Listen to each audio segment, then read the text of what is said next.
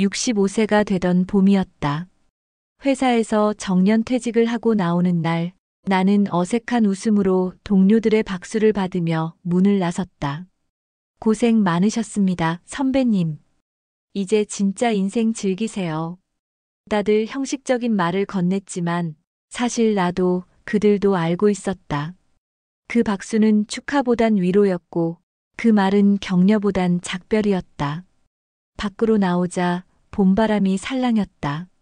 벚꽃이 흐드러지게 피어 있었지만 내 마음은 왠지 스산했다.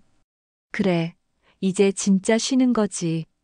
집으로 돌아오는 버스 안, 나는 지갑을 열어 통장을 꺼내들었다. 잔고는 7,320원. 그 순간 숨이 턱 막혔다. 내가 이 나이 되도록 아무것도 준비하지 못했다는 사실이 이 작은 숫자 하나에 모두 담겨 있었다. 퇴직금은 이미 자식들 결혼 자금과 전세 보증금으로 다 나갔다. 조금 남은 돈은 아내와 생활비로 빠져나갔다. 그마저도 요즘은 통장이 텅 비는 날이 더 많았다. 65세 이후 통장에 얼마 있어야 마음이 편할까요? 며칠 전 TV에서 누군가가 그런 질문을 했다. 그 말이 귓가에 맴돌았다. 나는 속으로 대답했다. 아무리 있어도 마음은 편하지 않더라. 아내는 조심스럽게 물었다. 당신 이제 뭐 하실 거예요? 나는 대답하지 못했다. 모른다. 앞으로 뭘 해야 할지도, 어떻게 살아야 할지도, 이 나이에 어디에 다시 써줄지도. 잠깐 고민 끝에 나는 동네 마트에 새벽 배송 아르바이트를 나가기로 했다. 일이 고된 건 아니었다. 그저 무겁고 조용하고 추울 뿐이었다. 오전 5시에 일어나 박스를 싣고 골목골목 배달을 하다 보면 시간은 금방 지나갔다. 나는 마치 아직은 쓸모 있는 사람처럼 느껴졌다. 하지만 집으로 돌아오면 현실은 다시 나를 쳤다. 거실 한쪽에 앉아 조용히 아침을 먹고 있으면 딸아이는 눈치를 보며 나를 힐끔거렸다. 아빠 너무 무리하지 마세요. 돈 벌려고 그러는 거 아니잖아요. 나는 그 말이 더 서러웠다. 돈이 없어서 하는 거였고 돈이 없어서 부끄러웠다. 누구에게도 말하지 못했지만 나 스스로가 가장 초라하게 느껴졌다. 어느 날 배송을 마치고 돌아온 집안은 조용했다. 현관에 벗어놓은 내 운동화만이 내 존재를 증명하듯 놓여 있었다. 방 안으로 들어가려는데 책상 위에 쪽지 하나가 놓여 있었다. 노란 메모지 위에 삐뚤빼뚤한 글씨. 아빠, 돈 없어도 돼. 우리한텐 아빠가 전부야. 힘내요, 사랑해요.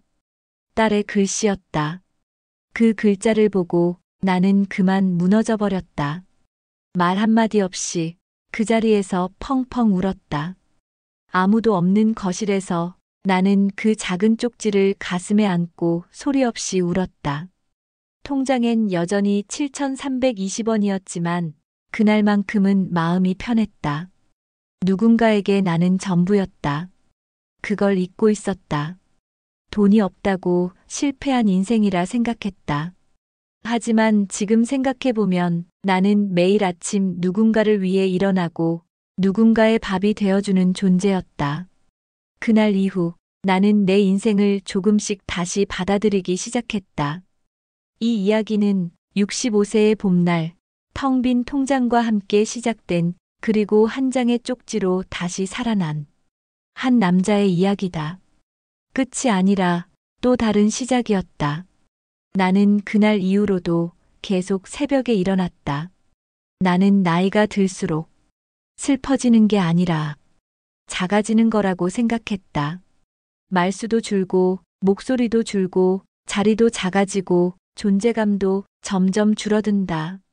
나도 그랬다. 퇴직 후부터 누군가와 오래 대화를 나눈 기억이 별로 없었다. 누가 나를 먼저 찾는 일도 드물었다. 그저 하루하루를 소리 없이 조용히 지나가고 있었다. 어느 날 비가 억수같이 내리던 새벽이었다. 배송을 나가기 전 아내가 내게 우산을 건네며 말했다. 당신, 오늘은 그냥 쉬는 게 어때요? 괜찮아. 금방 갔다 올게. 나는 괜히 센척을 했다. 아내가 걱정하는 그 눈빛이 왠지 모르게 더 미안했기 때문이었다. 비에 젖은 박스를 들고 계단을 오르던 그 순간 갑자기 발이 미끄러졌다.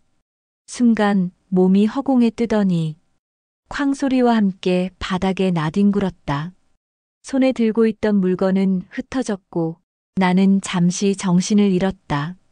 눈을 떴을 때는 누군가가 우산을 들고 내 위에 서 있었다. 아저씨, 괜찮으세요? 동네 고등학생이었다. 그 아이는 나를 일으켜 세우고 우산을 씌운 채 물건을 하나하나 주워 담았다. 괜찮으세요? 어디 다친 데 없어요? 나는 그 아이의 손을 잡고 일어섰다. 고맙다. 정말 고맙다. 별말 아니에요. 항상 감사합니다. 저희 할머니, 아저씨만 기다리시거든요. 그 순간 내 안에서 뭔가가 무너졌다. 세상이 다 나를 지나치는 것 같았는데 이 아이는 나를 보고 있었다. 아무도 신경 쓰지 않을 것 같던 내 존재를 기억하고 있는 사람이 있었다. 그날 집에 돌아오자 딸아이가 문 앞까지 나와 기다리고 있었다. 아빠, 소식 들었어요. 병원 갔어요? 별일 아니야. 그냥 살짝 넘어졌어. 딸은 내 팔을 잡고 집으로 들어가면서 말했다. 아빠, 나 아빠가 부끄러워 본 적 한 번도 없어요. 나는 그 말을 듣고 거실에 주저앉아 버렸다. 그녀는 내 곁에 앉아 조용히 말했다. 우리 어렸을 때 아빠는 단 한 번도 늦잠 잔 적이 없었어요. 비가 와도 눈이 와도 아빠는 나가서 일하셨어요. 지금도 그래요. 아빠는 진짜 멋진 사람이에요. 내 눈에 눈물이 고였다. 말없이 고개를 떨군 채 나는 그 아이의 손을 꼭 잡았다. 이 세상 누구보다 소중한 그 손을. 그날 밤 나는 오랜만에 일기를 썼다. 65년을 살았지만 오늘이 내 인생의 첫 번째 생일인 것처럼 느껴졌다. 나는 가난했고 통장에 돈도 없었고 자식에게 많은 걸 해주지도 못했지만 그래도 나는 내가 살아온 방식이 틀리지 않았다고 이제야 말할 수 있었다. 아내는 늘 묵묵히 내 옆에 있었고 딸은 나를 보고 자랐고 내 작은 손길은 누군가의 일상이 되었고 내 인생은 비어있지 않았다. 나는 숫자에 지지 않기로 했다. 돈이 없다고 사랑이 없는 건 아니었다. 그날 이후로 나는 더 자주 웃었다. 배달을 가면 먼저 인사를 건넸고 동네 어르신에게는 따뜻한 말을 나눴고 아내에게는 하루에도 몇 번씩 고맙다고 말했다. 딸에게는 매일 안부 메시지를 보냈다. 아빠는 오늘도 잘 살았어. 너도 잘 자랐구나. 사랑한다. 그리고 어느 날 딸에게서 이런 답장이 왔다. 나도 아빠 딸로 태어나서 참 잘 살고 있어요. 그 문장을 천천히 읽다가 나는 또 한 번 울었다. 이제는 눈물이 창피하지 않았다. 이건 부끄러운 눈물이 아니라 내 인생이 틀리지 않았다는 그 증거였다. 돈은 없다. 큰 집도 없다. 통장엔 아직도 많지 않다. 하지만 나는 이제 안다. 내가 살아온 모든 날들이 헛되지 않았다는 걸. 그 어떤 통장의 숫자보다 더 확실한 잔고가 내 마음속에 있었다. 사랑이라는 이름으로, 가족이라는 이름으로, 신뢰라는 이름으로 내 인생은 가득 채워져 있었다. 마음이 편했다. 진심으로. 그날 이후로 나는 더 이상 숫자에 연연하지 않게 되었다. 돈이 많지 않아도 내 인생은 이미 풍요로웠다. 이제 나는 누군가의 아버지로, 누군가의 남편으로, 그리고 나 자신으로 떳떳하게 살아가고 있다. 그리고 그것만으로도 충분하다. 습관처럼 깨어나는 새벽 5시. 창문을 열면 아직 해가 뜨지 않은 어둠 속에서 살짝 서늘한 공기가 얼굴을 스쳤다. 그 공기가 오히려 내 마음을 진정시켰다. 운동화를 신고 조끼를 입고 마스크를 쓴 채로 마트 창고로 향했다. 좁은 창고 안엔 각자 사연이 있어 보이는 사람들이 하나둘 모여 있었다. 누구는 빚을 갚는 중이고, 누구는 가족을 부양 중이고, 누구는 나처럼 쓸모 있다는 걸 느끼고 싶은 노년의 남자였다.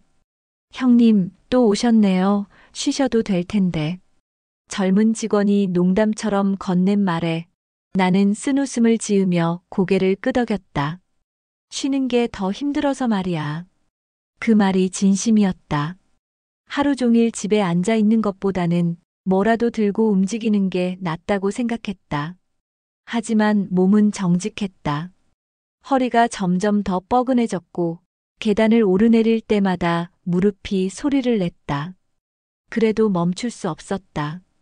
그 일이라도 하지 않으면 나는 내가 사라지는 느낌이었다.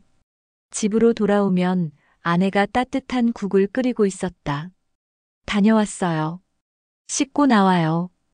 오늘은 북엇국이에요. 아내는 말은 안 했지만 내가 점점 말라가는 걸 느끼고 있었다. 밥을 먹다가 말없이 눈물을 흘리는 날도 있었다. 그럴 땐 아내가 젓가락을 내려놓고 가만히 내 손등을 덮었다. 힘들어도 당신은 혼자 아니에요. 그 말 한마디에 가슴속 뭔가가 울컥했다. 이 사람은 내가 통장에 7,320원밖에 없다는 걸 알고도 내 곁에 있는 사람이었다. 어느 날은 딸과 마주 앉아 조용히 차를 마셨다. 아빠, 나 결혼하고 나서야 알았어요. 뭘? 당신 같은 남자를 만나야 행복하다는 걸요. 나는 고개를 들지 못했다. 그녀는 내게 진심을 말하고 있었고 나는 그 진심이 내게는 너무 과분하게 느껴졌다.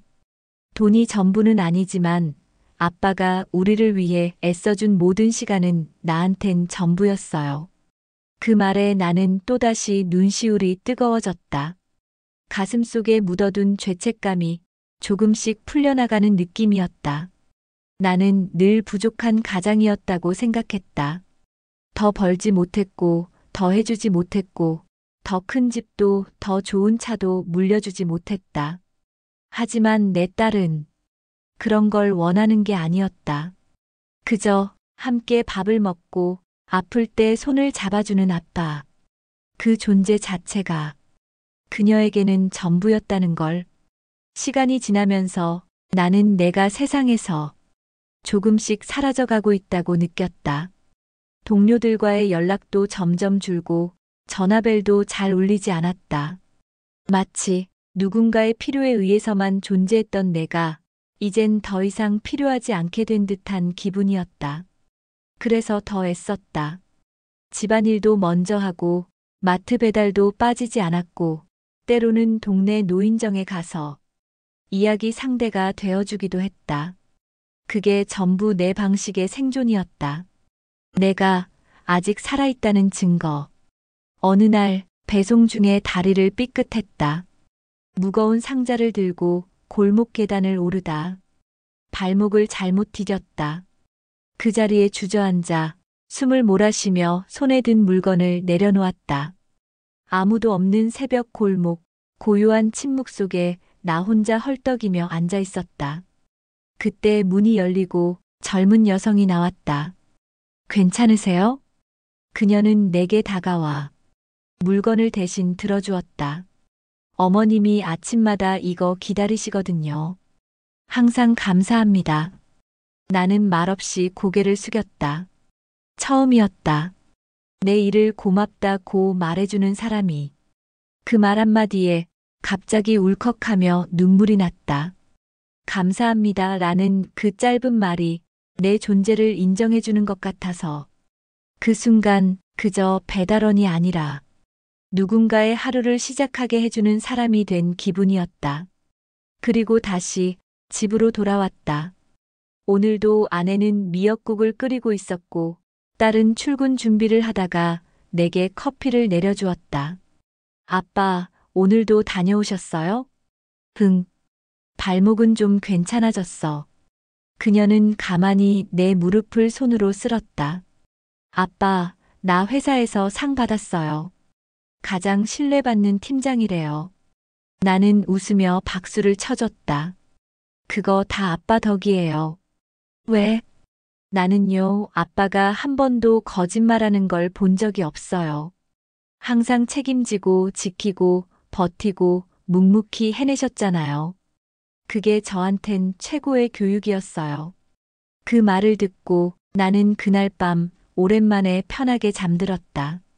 내가 부족하다고만 생각했던 지난 세월이 사실은 누군가에게 귀감이 되고 있었다는 사실이 나를 안도하게 했다. 시간은 흘렀고 나는 여전히 배달을 하고 있었다.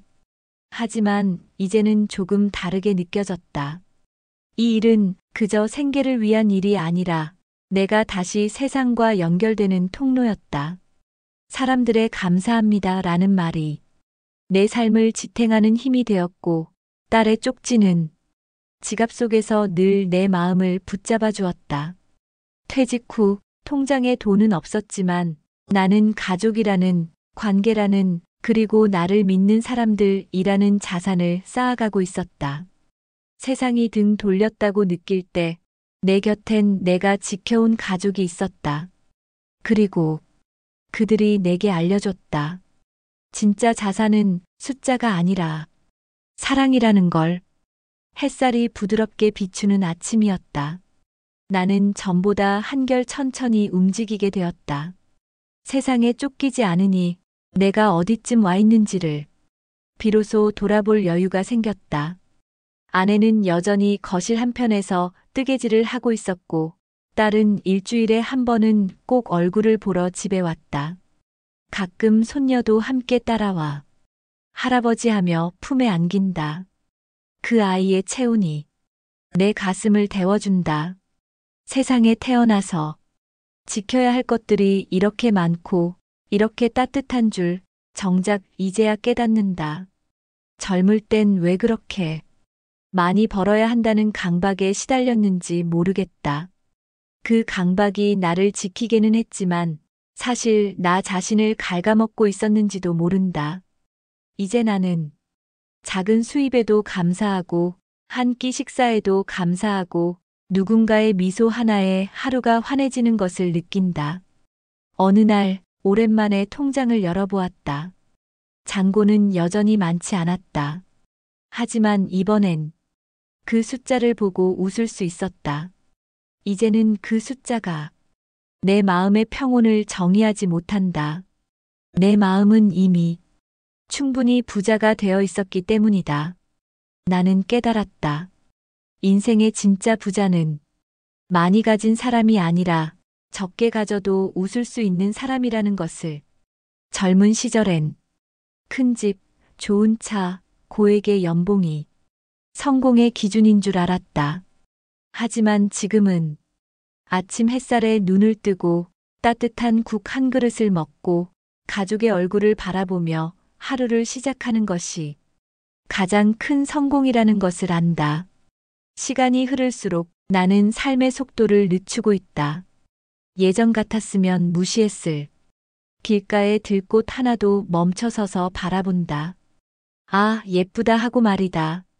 사람들의 인사도 반갑고 작은 부탁도 기꺼이 들어주고 미소 지으며 고개를 끄덕이는 게 하루의 낙이 되었다. 이제 나는 내가 살아가는 것이 아니라 살아있는 것 자체가 고맙고 귀하다 느낀다. 가끔 뉴스에서 65세 이상 노인의 빈곤율 같은 통계를 들으면 옛날의 내가 떠오른다. 하지만 그때의 나는 빈곤했던 것이 아니라 공허했던 것이다. 돈이 없었던 게 아니라 사랑이 부족하다고 착각했던 것. 이제 나는 안다. 사랑은 항상 내 옆에 있었다. 내 곁에 있어주는 사람, 내 손을 잡아주는 사람, 내 이야기를 들어주는 사람. 그들이 바로 내 인생 최고의 자산이다. 그 자산은 아무리 써도 줄지 않고 되레 나눌수록 더 커졌다. 나는 이제 내 이야기를 누군가에게 들려줄 수 있다.